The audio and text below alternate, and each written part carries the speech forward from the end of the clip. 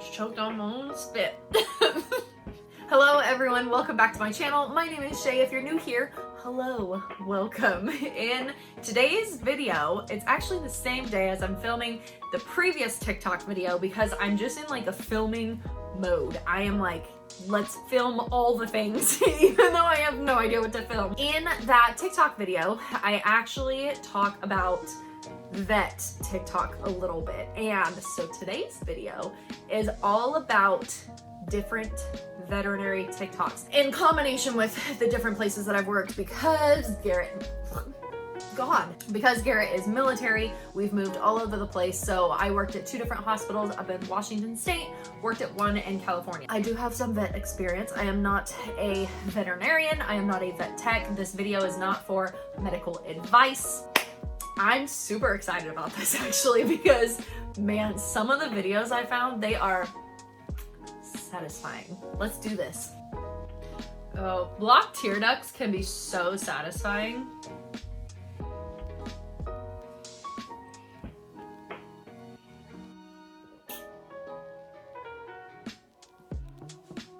That horse is sedated though.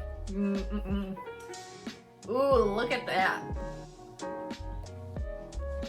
There it goes. That is so satisfying. So keep in mind, the green stuff isn't something that is actually coming from the horse itself. What I would assume that is a fluorescein stain, and what that does is tells you if there's any sort of scratches over the lens, any sort of corneal ulcers, I think you can find off of a fluorescein stain. I literally have never gone to school for anything veterinary other than intro to animal sciences. So don't take my medical advice.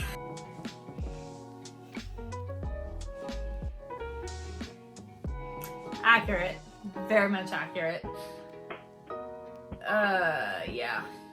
It's just really funny to me that I literally never gone to school. Yes, I worked in the field, but I did not go to school to be a vet assistant. I don't have any sort of certifications, nothing. People will ask you the most random questions, even if you are a equine vet assistant or vet tech. You will get all sorts of questions about dogs or cats or guinea pigs or literally whatever, because if you have any bit of medical experience at all, you now have all the answers.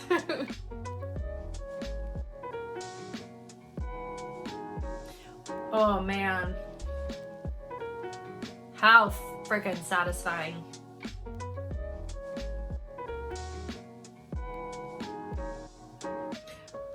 I'm not gonna lie, when I was first helping my vet with a float and he came at the horse with a pair of pliers, I was like, what are we doing? Yeah, we were just taking plaque off, it's all good. But I did not know what was coming.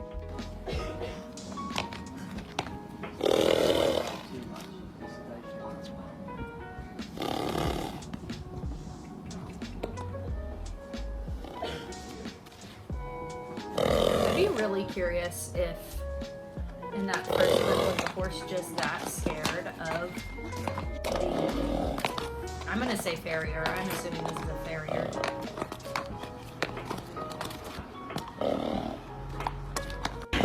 Oh no. Come on, I don't have to stick pins in you every time. Oh, I do. Oh, I do. You're looking well.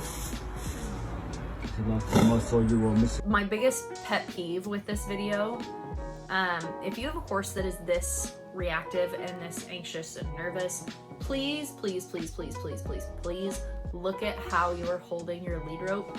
She has it looped around, and while it's not tight around her hand, if that horse freaks out, that will break your fingers so fast it's not even funny. My other kind of critique-ish, because it is an anxious horse, there's a lot of tension on the lead rope. So normally what I would do in a situation like this is, first of all, not have it wrapped around my hand like that. Second, I would give a lot more slack by putting all of that pressure onto the halter on their face. It's just adding one more stressor on top of the stress of a scary situation, whatever the horse is scared over. Try to give them their head and let them relax. Maybe a foot of lead rope, of just slack, just to let them not have the added pressure of a hand holding onto their face. It's very, very rare that I would ever have a lot of tension onto a horse's face unless I needed to do that for the safety of my vet. But I don't see that in this situation. I just see a lot of tension that's kind of unnecessary. Then again, I'm not in that situation. She knows her horse best, and if he does better that way, it's up to her. I just think for future advice for people, don't put a lot of tension on your horse's face. A nasty deep-seated foot abscess. Block wears off. You can actually hear it. Look at that. The vet nerve blocked a foot and then pared the hoof away, so the infection could be released to ease her pain. Sorry, Foxy. That's such a crappy spot for an abscess. I mean, I guess, like, I just feel like that sucks. I mean, I've seen a lot of different spots for abscesses. I just feel like that spot specifically, you had to take off so much of the toe to get into that infection. That is gnarly.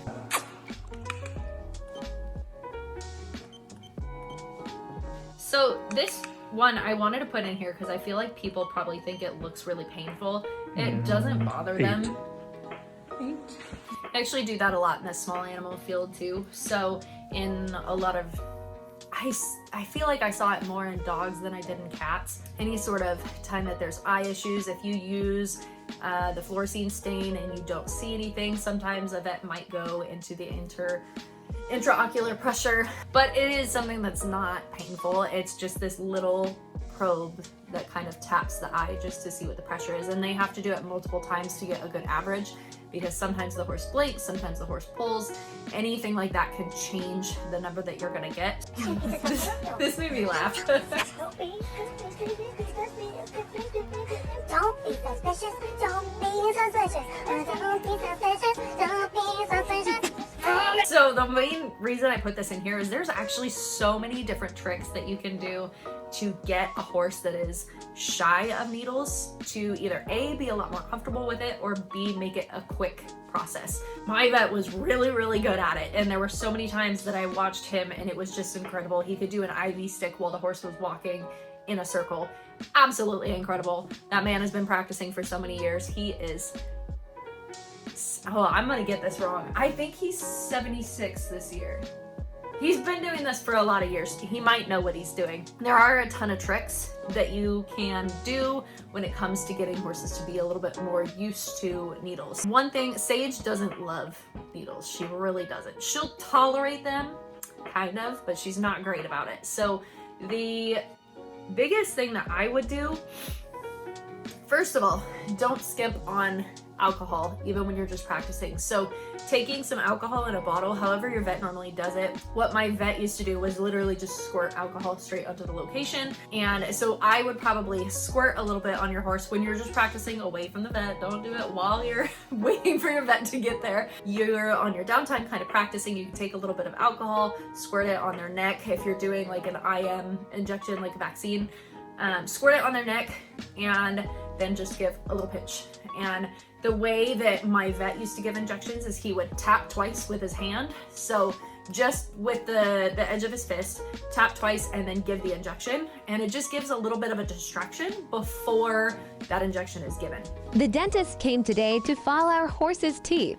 First, they use a mouthwash to rinse. This is pretty much how Then they my use vet a would drill do it, to like file the sharp same points down. headstall and everything. Coming out of sedation. Filing the horse's teeth is what's called a float. Floats are in various degrees, and what a float does is even out the teeth. When a horse has teeth that overgrow, when you're looking at a horse and they tilt their head down, this part of their jaw actually moves forward. But when their teeth are really jaggedy, because over time, after grinding and chewing, it tends to kind of break the teeth down into what's called waves. It can create a wave mouth. If they've got a wave mouth, they can't necessarily pivot their jaw as well, which makes their poll really, really sore. So that's a big reason why we want to continue with floats on a regular basis. Sometimes you can get away with like every other year, really like every year your vet should see your horse for a float, but it's because the way that horses' teeth move when they're eating, they don't just like grind one way, they do kind of this motion, and it starts to lock into place when there's those waves there. So it's super important to keep them filed down. The other thing that can happen is the grinding like that can create these sharp points on the side. So if you've ever got a horse that is normally really good at collecting their head carriage, if they all of a sudden don't want to, make sure you look at their teeth, because sometimes that's the poll pain, sometimes that's creating these almost like a laceration in the cheek. That can be super painful. This TikTok shows just a really brief before and after of some of the teeth, but you guys can really see those outside points are a lot smoother and softer, and they're not going to create so many of the lacerations on the inside of the cheek.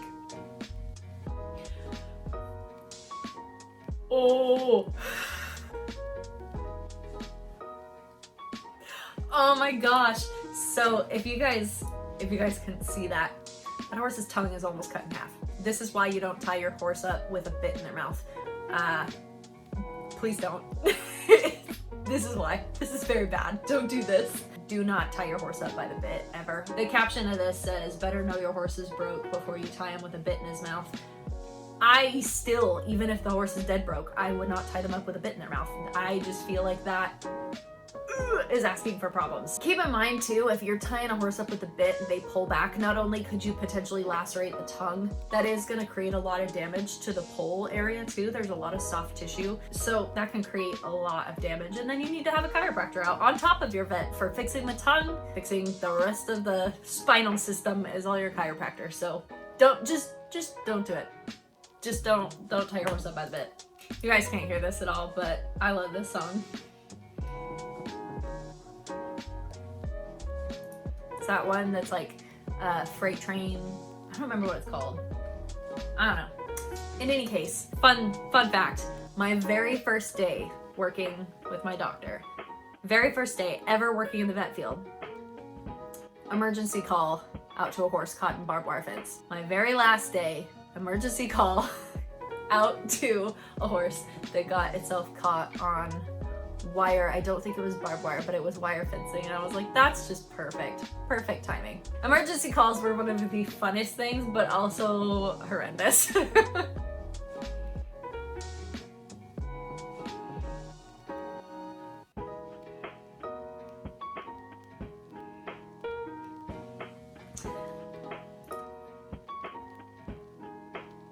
When you work as a vet, how many times are you actually working with cute animals that are actually just playing with cute animals? Literally, like, never. Most of what we do in the vet field is not fun stuff and very sad stuff and things that end up horribly. I just hate the idea of people being like, All you do is play with puppies and kittens all day. no, we don't. There is a reason why I am not still currently working in the vet field. So what are you doing right now? I'm just curious. Can you just tell me what you're doing? I just I'm trying to listen to your horse's heart. well, can I hear it? Is it? Wait, no. Is it Can I beating? hear Is he it? okay? What does it sound like? No. Is it? What's going? Well, what are you looking at now? Well, Oh, yuck. so he's refusing the gate, and I was just wondering if it was ulcers. Is Do you it see ulcers? in there? I don't. Is that He's where? got a stinky mouth, though. Is that where the ulcers are? Ulcers in the mouth. So what are you doing here? Because I read on Google that maybe that's not how. Is that not how you're supposed to do it? Because I'm just curious if he needs stall rest and does he need bute or does ibuprofen work? And I have a lot of questions, and I'm just okay. But also I was thinking that maybe the death glare. maybe we should just check that Google website that I saw because I think it's Multiple kind of of my interesting. vet clients. They got Are that these look. students and were you, Damn barrel racers. Damn barrel racers. is it ulcers? Multiple times the death glare has been given to clients of shut up or I'm leaving. Literally, you're there to do a job, and if the client wants to do it for you, by all means, you go for it. You go pay your vet school bills and you can become a vet, and we're just gonna go back out and go actually earn some money for people that care and don't want to question everything that we do.